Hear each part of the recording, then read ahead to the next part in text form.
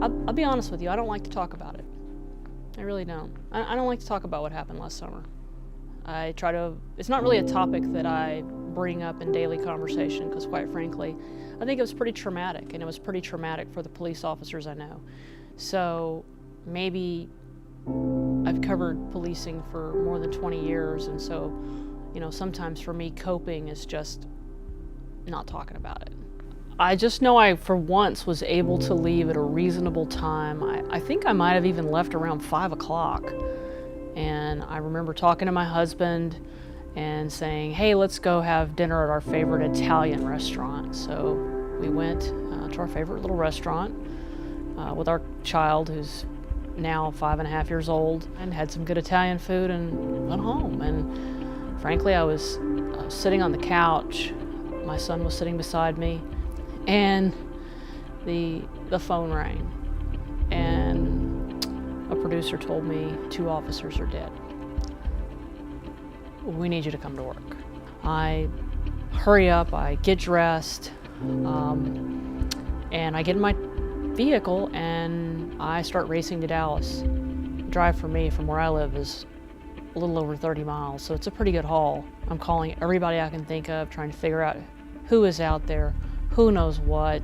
Finally make contact with someone who was out there and who describes seeing Sergeant Smith being loaded into that ambulance, and just the chaos, and telling me about the shots and how it all rang out, and how this event, had been peaceful, had suddenly gone so horribly wrong. And he tells me that Lauren Ahrens, who I had known for many years, was low sick. And in police parlance, low sick means probably gonna die. At some point, I know I texted him. I think I didn't want to believe that Lauren could be one of the injured officers. It was just heartbreaking. I'll never forget standing in front of that whiteboard where we had written the names of the police officers and who was alive, who was dead, and having a conversation with, I don't honestly remember who it was with, trying to determine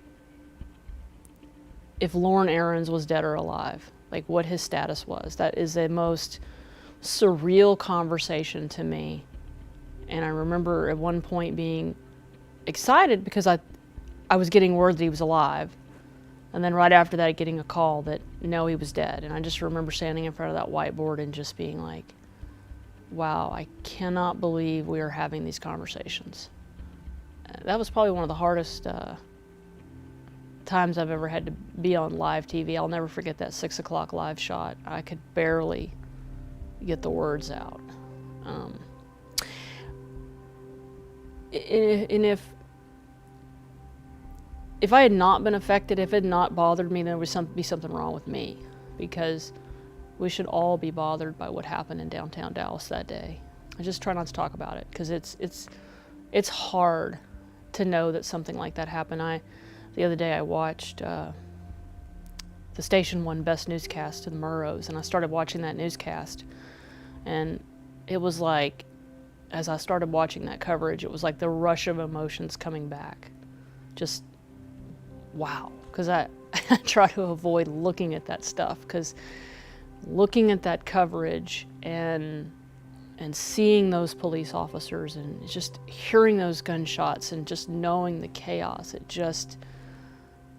it's terrifying. So,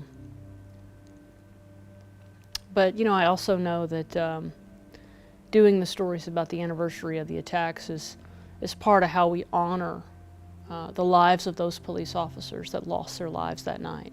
And it's important to do.